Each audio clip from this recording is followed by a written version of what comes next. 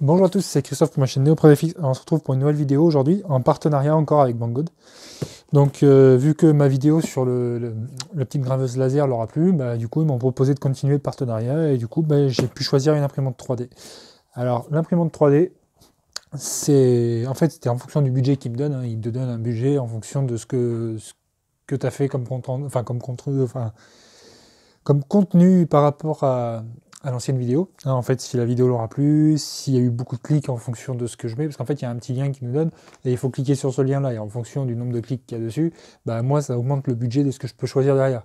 S'il y a 20 clics sur la vidéo, malheureusement, il n'y a que 20 euros qui sont potentiellement utilisables. Donc là, en gros, je pouvais choisir une imprimante. Hein, j'avais à peu près un budget de 140 euros à peu près. Et mon but, c'est pas de vous faire des vidéos que d'articles pourris. Hein. C'est pas mon but. C'est en même temps, en fonction de ce budget-là qu'on me donne, c'est d'essayer de vous trouver le mieux possible. Donc cette Delta, je vais vous la présenter. C'est une E. Alors j'ai fait une feuille parce que le nom est un petit peu spécial. Donc c'est EZT T1.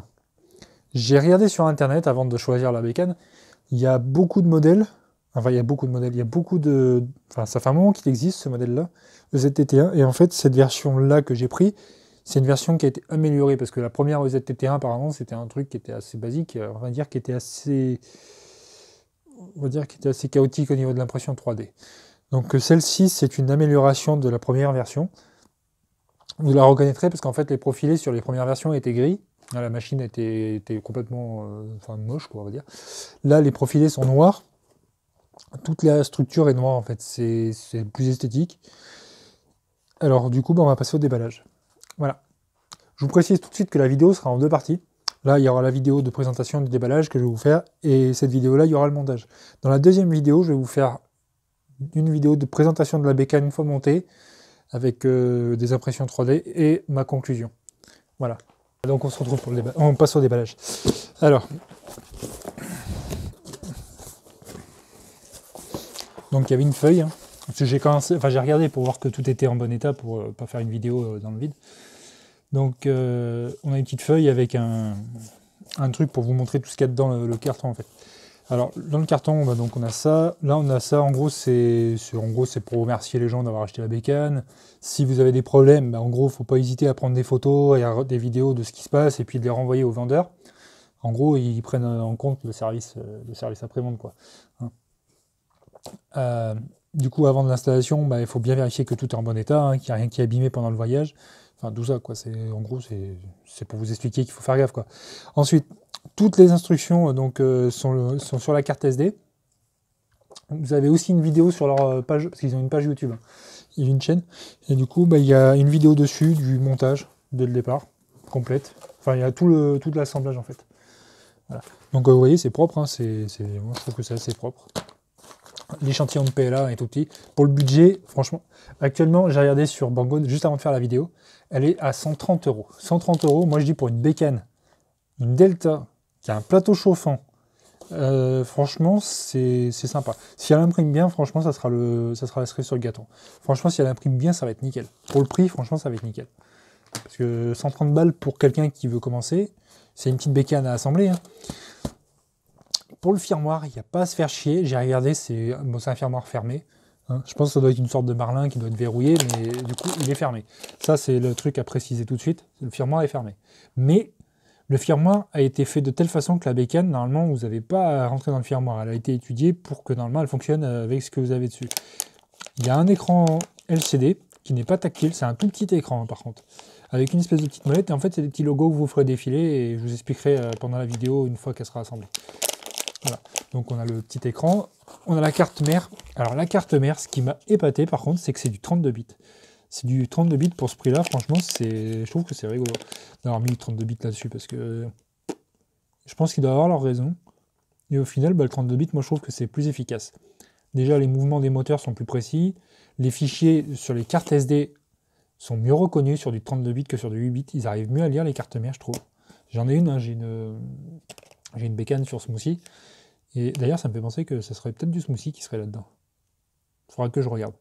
Hein, s'il y a moyen d'avoir des informations sur le firmware. Mais du coup, si c'est du Smoothie, c'est franchement du bon truc. Parce que Smoothie, c'est super simple à régler. Et j'ai jamais eu de problème avec. Hein. Voilà, donc ensuite vous avez les moteurs. Ils sont déjà avec les poulies qui sont montées dessus, hein, c'est pour éviter de vous embêter. En fait, c'est pas vraiment du préassemblage, mais on va dire que c'est posé dessus, comme ça vous évite de les paumer. Voilà, on a ça. En gros, ce que je vais faire, c'est que je vais tout sortir et vous présenter les pochons.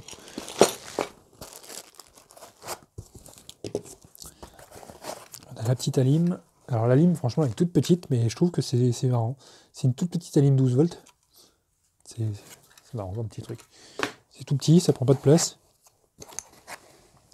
Au final, le but, c'est d'avoir un châssis vraiment compact. Alors du coup, vous avez une clé USB, un adaptateur, avec la micro SD qui est dedans. Surtout à pas paumer, parce qu'il y a des fichiers dedans. Ensuite, on a les 3 profilés. Alors les profilés, hein, c'est du profilé en V, enfin, pas comment dire, en V. C'est pour les V-wheels, parce que les mouvements, ça se fera avec des V-wheels, du coup. Je trouve que ça devient la mode maintenant d'utiliser ça, ça évite de mettre des tiges. Des tiges lisses avec des roulements, en fait, du coup, c'est directement avec des roulettes, quoi. Ensuite, toute la structure est en acrylique. Donc, du coup, il va y avoir un moment où je vais m'amuser à enlever tout le carton. Parce que, ouais, il faut enlever tout le carton pour faire plus joli. Parce qu'en fait, il y a un revêtement en carton pour protéger quand c'est découpé au laser. Hop, je regarde juste s'il n'y a plus rien dans la boîte. Vous voyez, c'est vraiment, il n'y a pas grand chose. Donc je balance ça vite fait à l'arrache par terre. Et là, franchement, ce qui m'a épaté pour le prix, moi, c'est franchement d'avoir un plateau chauffant. Franchement, ça fait plaisir. Vous avez un plateau chauffant et vous avez un Bultac. Et ça, franchement, c'est cool. Un Bultac autocollant, hein, comme tous les Bultac. Vous allez le coller directement sur votre plateau, puis ça va vous permettre d'imprimer directement. Ça évite de foutre du scotch papier ou des trucs comme ça. Donc voilà, on va faire un petit point sur tout. Regardez, il y en a un côté qui n'est pas déjà collé là. Enfin, il y a déjà le truc qui a été enlevé, je pense. Tac. Donc ça c'est la structure. Je vais vous présenter tout ça. Hein. C'est chaque petit morceau. Petits morceaux qui sont coupés au laser, vous avez juste à rentrer dedans. C'est un peu comme par exemple la Neta 10, c'est exactement le même style. C'est tout du acrylique découpé. Voilà, donc on a tout ça. On a la petite gaine pour ranger le câble. Ensuite la structure. C'est de l'acier plié. C'est de l'acier plié la structure. Mais franchement pour le prix ça peut être sympa. Donc on va regarder tout ce qu'on a.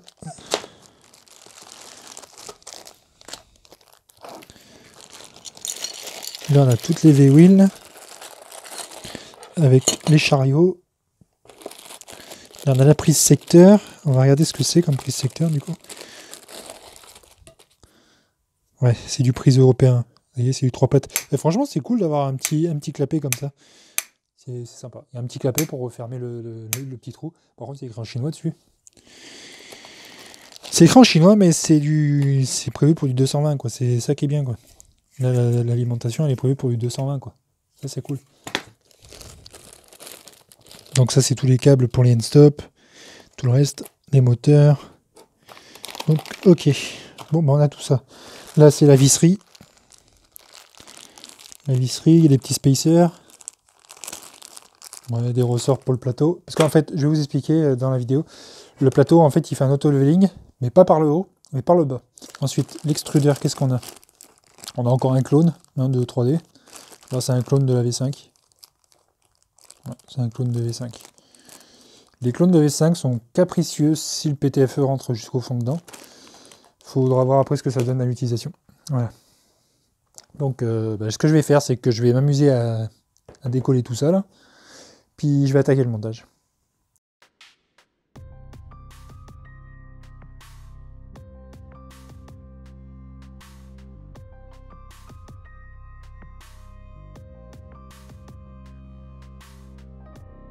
Allez hop, on se retrouve pour le reste de la vidéo.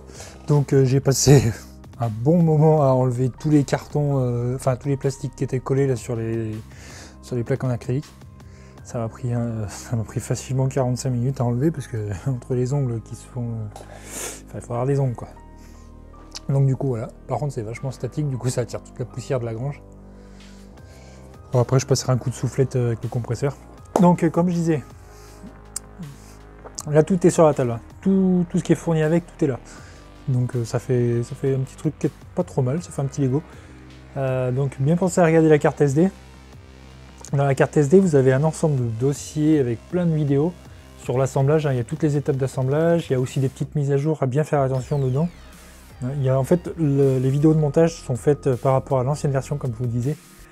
Mais avec, ils fournissent des captures pour justement bien faire gaffe, parce que la nouvelle version a été modifiée sur certaines choses. Je pense qu'ils ont dû améliorer quelques vissages et tout ça. J'ai regardé vite fait, j'ai survolé un petit peu. Après, il y a plusieurs dossiers dedans.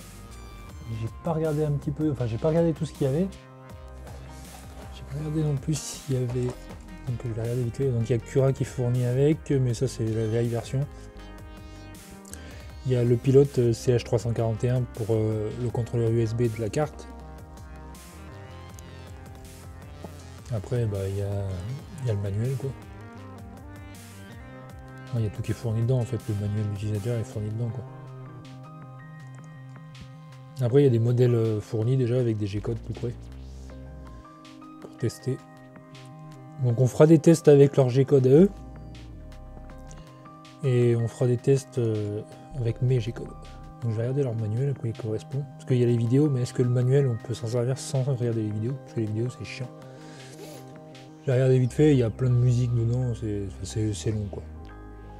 Donc ce que j'ai regardé c'est si le manuel il est assez complet pour permettre l'assemblage sans regarder les vidéos. Après moi je vais vous expliquer du coup. Le manuel il a l'air d'être assez récent. C'est la nouvelle version qui est dessus. Donc ils expliquent tout. Je vais voir un petit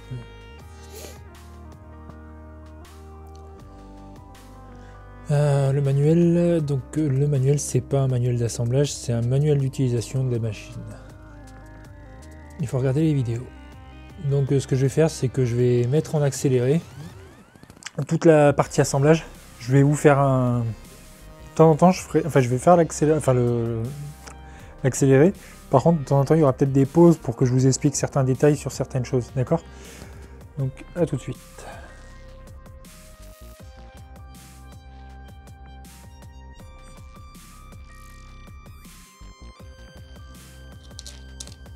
Alors, petit conseil, quand vous vissez sur de l'acrylique, surtout vous serrez, mais modérément, quoi. Pour éviter de tout fissurer, parce que sinon ça éclate assez vite. Ça m'était déjà arrivé, mais pas sur des imprimantes 3D, sur autre chose. Des fois, on a tendance à vouloir serrer un peu, et puis au final, ça fissure avec le temps, avec les vibrations, ou des fois, ça fissure sur le coup quand on serre, quoi. Donc là, en fait, c'est répétitif. Il y a beaucoup de trucs, ça va être du 3x3. C'est une delta, donc il y a forcément plusieurs parties qui sont identiques. Vous voyez, là j'assemble le moteur. Donc comme ils disent dans la notice, à bien faire gaffe à ce que ça soit bien dans le bon sens, parce qu'il y a les câblages et tout ça. Après, il y a des parties qui vont se serrer ici, il faut bien faire gaffe à ça. Après, ça va s'emboîter directement dans la structure. Moi, la vidéo, je la passe mais en accéléré, parce que j'ai tellement l'habitude de monter les bécanes que, en gros, je regarde les vis qu'ils utilisent, qu'est-ce qu'ils mettent, et puis après je regarde pas le mec visser, parce que sinon vous allez le voir exactement pareil.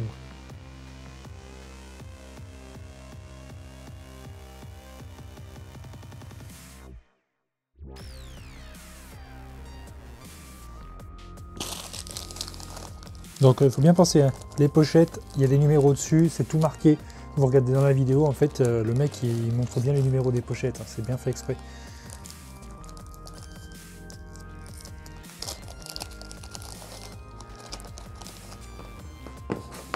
On va quasiment utiliser tout le temps les vis de la pochette numéro 2, vu tout ce qu'il y a là.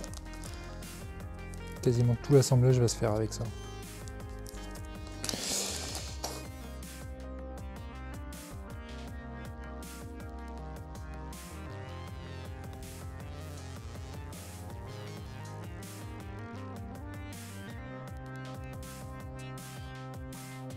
Donc voilà la carte mère. Donc la carte mère, on a le port USB, on a la thermistance pour le bed, on a la thermistance pour l'extrudeur, on a une prise ici pour brancher un laser s'il y en a besoin. Donc je pense que le firmware de ce truc là peut être trouvable et peut être flashable. Il faudrait que je regarde comment ça se passe. Donc là on doit avoir la prise pour la LCD, ouais, donc c'est marqué dessus de toute façon. Donc on a le truc de chaleur pour le bed, on a le truc de chaleur pour la cartouche chauffante. Ici on a l'alimentation. on a la prise fan de l'extrudeur, et ici on a une prise fan en plus. Celle-là doit être gérée quand vous faites un fan via le refroidissement du tranchage. Et ça doit pas, parce qu'en fait il n'y a qu'un seul ventilo qui est fourni là, mais si vous voulez en rajouter un deuxième, ça doit être faisable du coup. Donc l'extrudeur, le X, l'Y et le Z. Et là en fait le Z, on a deux Z, hein, c'est normal. Si on a une carte pour ça, parce que pour sur une Delta on n'a qu'un seul Z. Mais si vous voulez rajouter un Z sur une imprimante cartésienne, c'est faisable. Donc d'après ce que je vois, ouais, c'est. Après il y a les stop qui sont là. Donc la petite puce 32 bits. Hein. Ouais. Bah.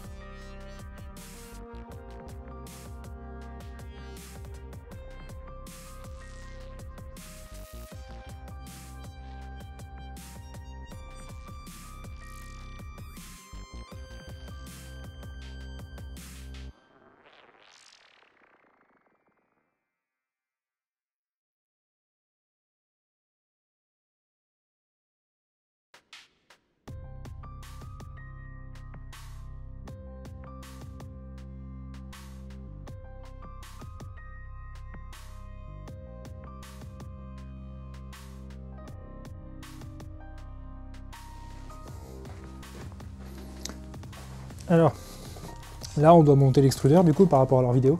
Par contre, je voudrais faire un gros retour qui m'a super fait plaisir là. En fait, je viens de démonter légèrement l'extrudeur pour regarder ce qu'il y avait dedans. Donc du coup, il faudra bien penser à le serrer hein, par contre. Parce qu'il n'y a rien qui est serré correctement. Du coup, il faudra bien le faire à chaud. Hein. Mais il y a un truc qui m'a fait super plaisir, c'est que le PTFE va s'arrêter juste ici. Ce qui veut dire que le corps de chauffe sert entièrement à refroidir la cold end quoi. La partie froide va être entièrement refroidie, il n'y a pas de PTFE à l'intérieur. Et ça, pour certains matériaux, c'est juste énorme. Le PLA va pas gonfler à l'arrache là-dedans, il va bien conduire à l'intérieur. Et ça, je trouve que c'est vraiment énorme. C'est le genre d'extrudeur qui devrait faire tout le temps, quoi. C'est voilà quoi, ça permettra de passer certains matériaux qui ont tendance à gonfler dans le corps de chauffe quand c'est du PTFE. Là, c'est toute la partie qui est entièrement, enfin, elle va conduire le filament entièrement directement dans le métal. Et ça permet de passer pas mal de matériaux sans souci. En gros, c'est plus un clone de V6 quoi. C'est vraiment un clone d'une V6 par rapport à une V5. Et je trouve que pour une bécane à 130 balles, Anycubic devrait en prendre de la graine quoi. Parce que la Chiron, je vous ferai le compte rendu, mais vous allez voir.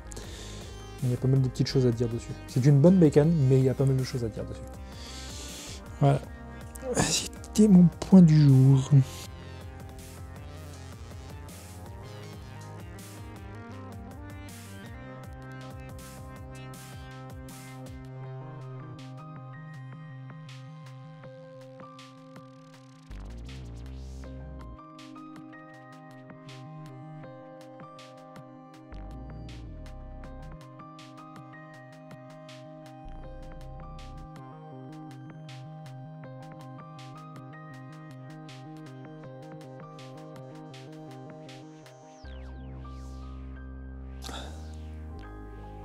Ah, comme je disais, donc j'ai eu une coupure.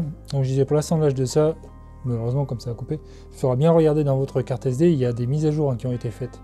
Là c'est pareil, il y a des vis qui ont été changées, en fait la vis 14, enfin le sachet 14 s'il vous en manque c'est normal, ils ont remplacé par le sachet 2 en fait, ils en ont mis beaucoup plus dans le 2.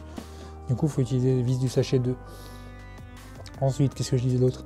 Donc je parlais, je sais pas si ça avait coupé entre temps, il faudra bien contrôler vos roues, hein, qu'elles fonctionnent toutes. Que tout soit bien serré correctement et tout. Après ici donc il y a des filetages sur ça, là il y a des filetages du coup directement. Il n'y a plus à mettre d'écrou derrière, vous serrez directement sur le petit truc là. Voilà. Donc maintenant je vais passer à l'assemblage du plateau.